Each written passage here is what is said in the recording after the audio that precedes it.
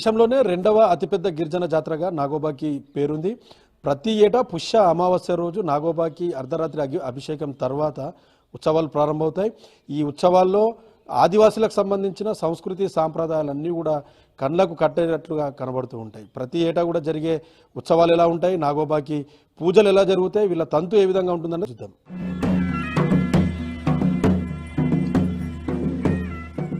ఏటా పుష్యమాసంలో జరిగే జాతరలకు ఎన్నో విశిష్టతలు ఉన్నాయి.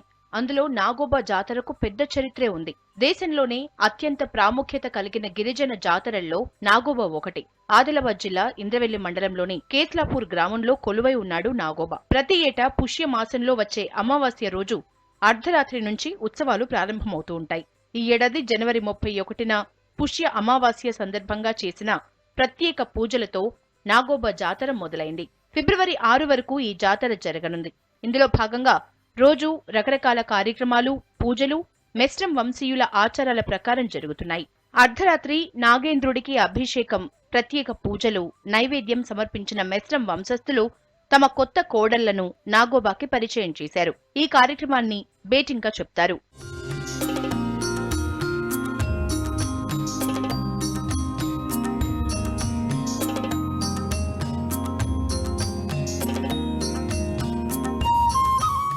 గిరిజన సంప్రదాయాలు ఉట్టిపడేలా ఏళ్ల తరబడిగా వస్తున్న ఆచారాలను పాటిస్తూ మెస్రం వంశీయులు తమ ఆరాధ్య దైవమైన నాగోబాకు అభిషేకం చేసి జాతరను ప్రారంభించారు. జనవరి 31న ఉదయం మర్రి చెట్టు వద్ద జొన్న గట్కతో ఉండలుగా ప్రసాదాన్ని తయారు చేశారు. ఆ తర్వాత డోలు, కాశీకోం, పెప్రే వాయిస్తూ కేస్లాపూర్లోని మురాడి దేవస్థానం నుంచి గంగాజలం, నాగోబా ఉత్సవ విగ్రహం, పూజ సామాగ్రి, దీపాలు తీసుకుని నాగోబా ఆలయానికి వచ్చారు. ముందుగా ఆలయం ముందున్న మైసమ్మకు పూజలు చేసి నాగోబా విగ్రహాన్ని గర్భగుడిలోకి తీసుకెళ్లారు. మెస్రం వంశంలోని పెద్దలు 22 కొత్త మట్టి కుండల్ని ఇవ్వగా మెస్రం అల్లుళ్ళు, ఆడపడుచులు వాటితో మర్రి చెట్టు దగ్గర ఉన్న కోనేటిలో నీళ్లను తీసుకుని ఆలయానికి వెళ్లారు. ఆలయం పక్కనే ఉన్న పాత మట్టి పుట్టల్ని అల్లుళ్ళు తవ్వగా ఆ మట్టితో ఆడపడుచులు కొత్త పుట్టలు తయారు చేశారు. ఆ మట్టితో బౌల దేవతలను, సతీ దేవతలను తయారు చేసి పూజలు చేశారు.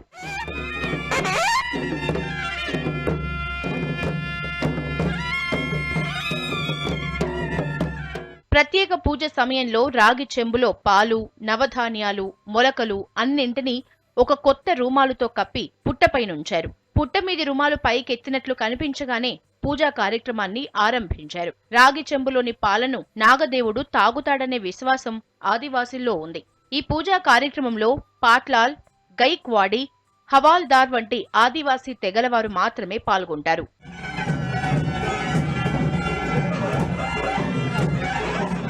హస్తినం అడుగు నుంచి తీసుకొచ్చిన గంగా జలంతో జాతర జరగటానికి ముందు నాగోబా ఆలయాన్ని శుద్ధి చేశారు. నాగోబా విగ్రహానికి అభిషేకం చేసి మహాపూజ చేసి జనవరి 31న జాతర ప్రారంభించారు.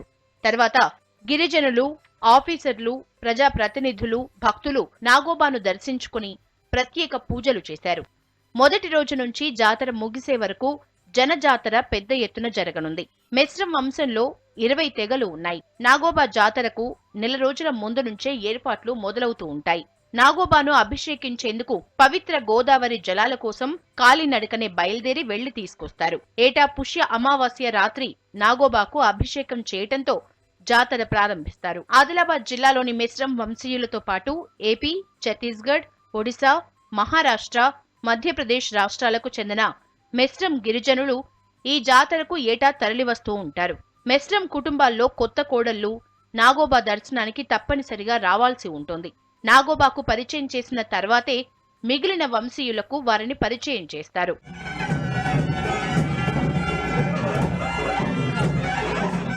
జాతర మొదటి రోజు 72 మంది కొత్త కోడళ్లతో బేటింగ్ కార్యక్రమం నిర్వహించారు. ఆలయ ప్రాంగణంలోని గోవడ్లో బస చేసిన మెస్రం వంశీయులు 22 కితల వారీగా పొయ్యిలు పెట్టి మట్టి కుండల్లో జొన్న గట్కను వండి నాగోబాకు నైవేద్యంగా సమర్పించారు. ప్రత్యేకంగా ఏర్పాటు చేసిన గోవడ్లో మాత్రమే ఈ పొయ్యిలు ఏర్పాటు చేస్తారు. మెస్రం వంశీయుల్లో ఎంతమంది నాగోబాకు వచ్చినా 22 పొయ్యిలు మాత్రమే ఏర్పాటు చేస్తారు. ఒకరి తర్వాత ఒకరు ఈ పొయ్యిల మీదనే వంతుల వారీగా వంటలు చేసుకోవాల్సి ఉంటుంది. ఫిబ్రవరి 1న సతీక్ పూజ జరిపారు. ఫిబ్రవరి 2న పెర్సాపేస్ పూజ నిర్వహించారు. ప్రధాన ఆలయం వెనుక పెర్సపేస్ పూజల్లో పురుషులు మాత్రమే పాల్గొనే సంప్రదాయం ఉంది. ఆ తర్వాత బాన్పేస్ పూజ, 3న మండగాజిలి పూజ, 4న బేతల్ పూజ నిర్వహిస్తారు. ప్రతి గీతకి ఒక్కొక్క పొయ్యి ఇస్తారనమాట. అందులోనే ఎంతమంది వచ్చినా ఎవరికి కేటాయించిన పొయ్యిలో వాళ్ళే వంట చేసుకోవాలన్నమాట. అట్లా ఒక్కొక్కటి గీత ఏంటంటే ఇప్పుడు కటోడా, పాట్ల, జాడియాల్, జోపా, గాయకి, ఆడీర్ ఇవన్నీ సంథింగ్ అన్ని 22 గీతలు ఉంటాయి అనమాట. వీళ్ళందరికీ ఎవరెవరికైతే ఏ పొయ్యి అయితే కేటాయించారో అక్కడే వాళ్ళు వంట చేసుకోవాలన్నమాట. ఇంకొకటి ఎక్స్ట్రా పెట్టుకోవడానికి వీల్లేదు. కంటిన్యూగా అదే ఒకళ్ళు చేసిన తర్వాత ఇంకొకరు చేయాలన్నమాట, ఎంతమంది ఉన్నా. ఈ జాతరకు ఆదిలాబాద్ ఉమ్మడి జిల్లా నుంచే కాకుండా మహారాష్ట్ర, ఛత్తీస్గఢ్ రాష్ట్రాల నుంచి భక్తులు తరలి వస్తారు. మెస్రం వంశంలో చనిపోయిన వారికి తూమ్ కార్యక్రమం జాతర ఆరంభానికి ముందు నిర్వహించారు. దీనివల్ల మెస్రం వంశంలో మరణించిన వారు నాగోబా సన్నిధికి చేరుతారనేది వారి నమ్మకం. మర్రి చెట్టు దగ్గర ఉన్న బావి నుంచి సిరికొండ మండలం నుంచి ప్రత్యేకంగా తెప్పించిన మట్టి కుండల్లో మెస్రం వంశీయుల అల్లుళ్ళు నీటిని తోడగా ఆడపడుచులు వాటిని నాగోబా ప్రాంగణానికి మోసుకొచ్చారు. ఆ నీటితో ఆలయం పక్కనే ఉన్న మట్టి పుట్టను అల్లుళ్ళు తవ్వటం, ఆ మట్టితో ఆడపడుచులు తిరిగి కొత్త పుట్టను తయారు చేసే కార్యక్రమాలు ఇప్పటికే పూర్తయ్యాయి.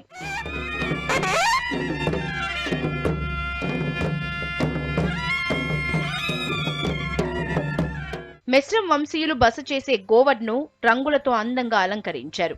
ఆలయంలో భక్తులు క్యూలో ఉండేందుకు బ్యారికేడ్లు ఏర్పాటు చేశారు. కోవిడ్ రూల్స్ పాటించేలా భక్తులకు ఎప్పటికప్పుడు అవగాహన కల్పిస్తున్నారు అధికారులు. జాతర ప్రశాంతంగా జరిగేలా పోలీస్ బందోబస్తు ఏర్పాట్లు చేశారు.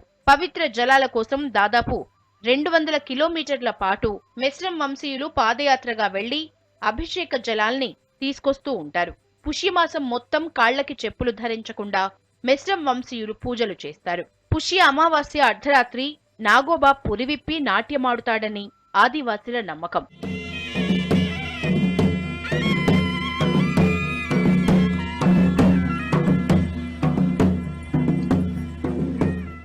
ఎంతో ప్రాముఖ్యతున్న నాగోబా జాతరకు 5-6 రాష్ట్రాల నుండి పెద్ద ఎత్తున గిరిజనేతర భక్తులు హాజరవుతారు. ఈ నెల 6వ తేదీ వరకు ఉత్సవాలు కొనసాగనున్నాయి. ఇప్పటికే నాగోబా క్షేత్రం భక్తులతో సందడిగా మారింది.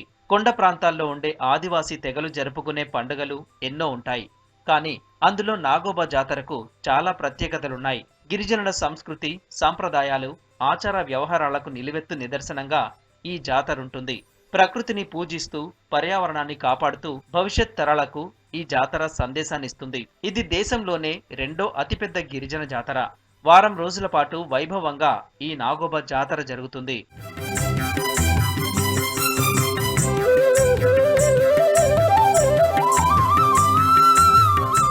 గిరిజనుల్లో మేస్రం వంశీయుల ఆరాధ్య దైవం నాగోబా దేవత. నాగోబా దేవాలయం ఆదిలాబాద్కు 40 కిలోమీటర్ల దూరంలో ఇంద్రవెల్లి మండలం కేస్లాపూర్ గ్రామంలో ఉంది. నాగోబా దేవతకు పూజలను మేస్రం వంశీయులే నిర్వహిస్తారు. మేస్రం వంశం కింద 22 తెగలున్నాయి. అక్కడున్న 7 దేవతలను కొలిచే మడావి, మర్సకోల, పుర్కా, మేస్రం, వెడ్మా, పంద్రా, పుర్వేత ఇంటి పేర్లు గలవారంతా మేస్రం వంశీయుల కిందికి వస్తారు.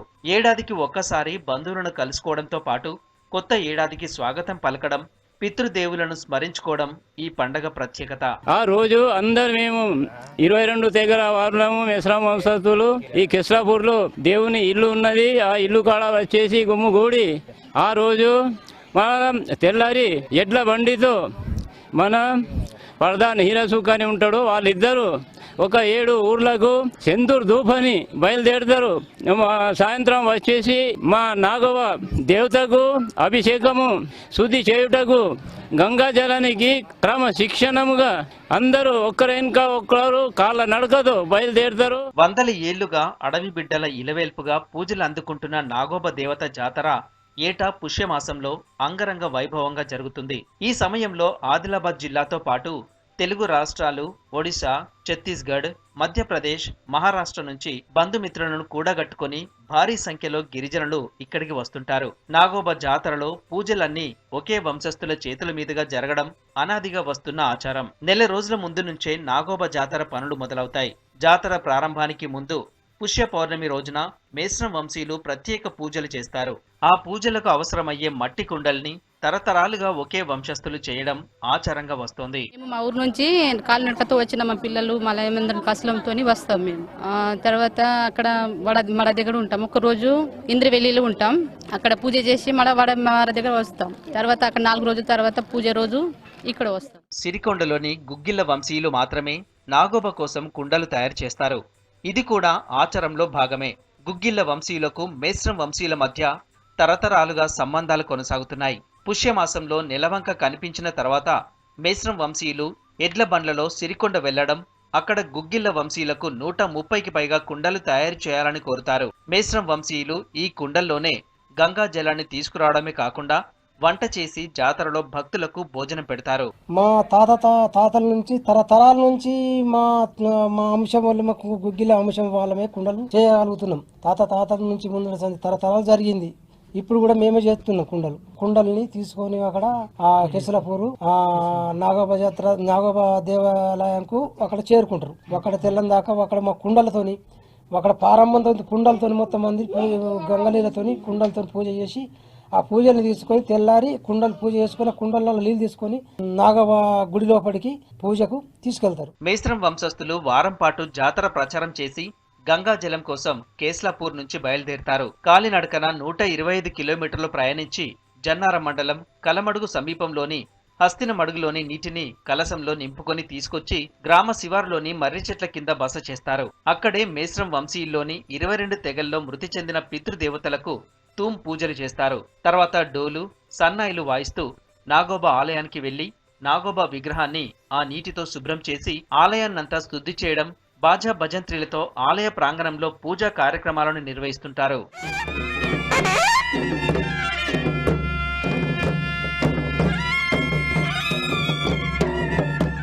నాగోబా జాతర సమయంలో చేసే పూజల్లో మేస్రం వంశ ఆడపడుచులు అల్లుళ్లకు ప్రత్యేక స్థానం ఉంటుంది.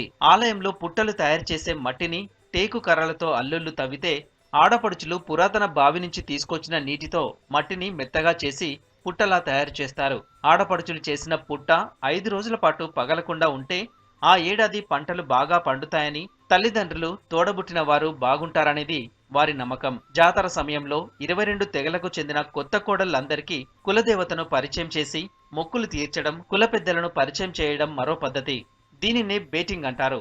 వధువులు 2 చొప్పున జతలుగా ఏర్పడి ముఖం నిండా తెల్లటి దుస్తులు వేసుకుంటారు. చివరగా ఆటపాటలు, కర్రసాములు, సంప్రదాయ నృత్యాలతో వేడుకను ఘనంగా ముగిస్తారు. నాగోబా ముగిశాక శ్యాంపూర్లోని బోడుందేవ్ జాతర పూర్తి చేసుకుని ఎవరి ఇళ్లకు వారు పయనమవుతారు. మా మేస్రం వంశానికి వచ్చిన కోడళ్ళు మేస్రమ్మల కోడళ్ళు నీళ్ళు తీసుకొస్తారు. ముందు ఏమో మా ఆడపడుచు ఉంటది, మేస్రమ్మల ఆడపడుచు. మళ్ళీ ఇక్కడ నీళ్ళు వేసి మట్టి పిసికి అక్కడ గుడినట్టు కట్టినట్టు కట్టి మళ్ళీ ఇంకా వాపస్ ఇక్కడ తీసుకొచ్చి మంచిగా కడతారు. అక్కడ కోనేరు నుంచి పవిత్రమైన జలాలను తీసుకొచ్చి ఇక్కడ పుట్ట తయారు చేస్తాము.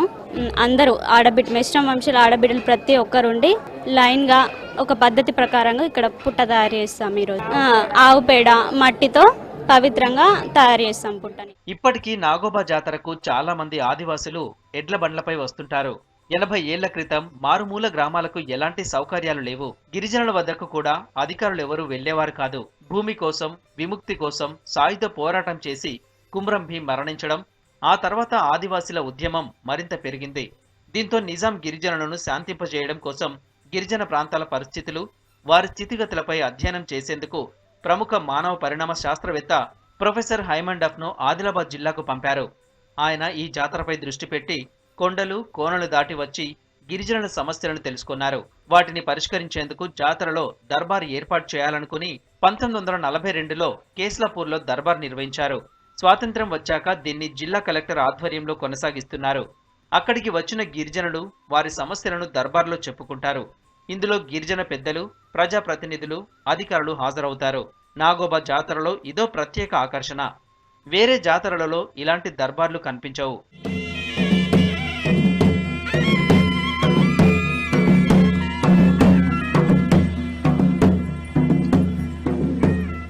కోరిన కోరికలు తీర్చే కొంగు బంగారంగా నాగోబా విరజల్లుతుండటంతో ఏటా భక్తుల సంఖ్య మరింతగా పెరుగుతూ వస్తోంది.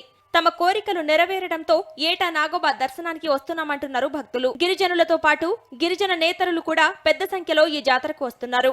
అయితే భక్తుల సంఖ్యను దృష్టిలో ఉంచుకొని ప్రతి ఏటా ప్రభుత్వ ఆధ్వర్యంలో ఏర్పాట్లు జరుగుతుంటాయి. అయితే భక్తుల రద్దీకి తగ్గట్లు మరింతగా ఏర్పాట్లు చేయాలన్న సూచనలు వస్తున్నాయి.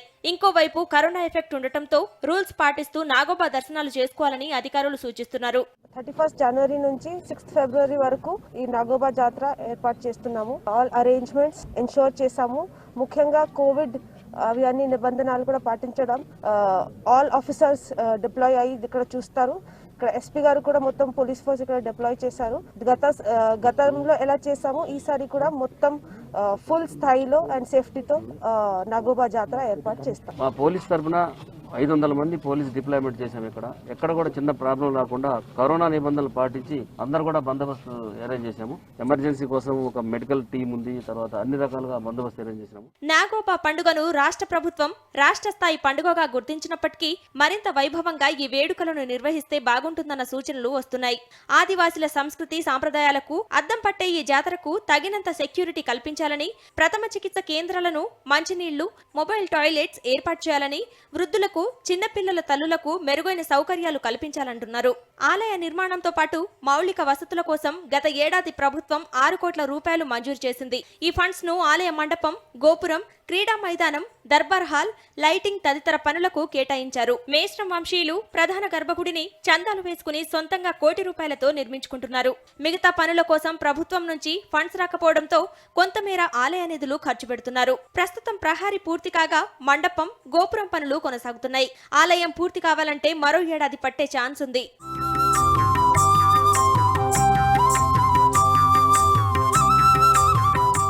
కేస్లాపూర్ నాగోబా జాతరకు ఇప్పటికే ప్రముఖులు వచ్చి దర్శనాలు చేసుకున్నారు. కలెక్టర్, ఎస్పీ సహా పలువురు ఎమ్మెల్యేలు, ఎమ్మెల్సీలు దర్శనం చేసుకున్నారు.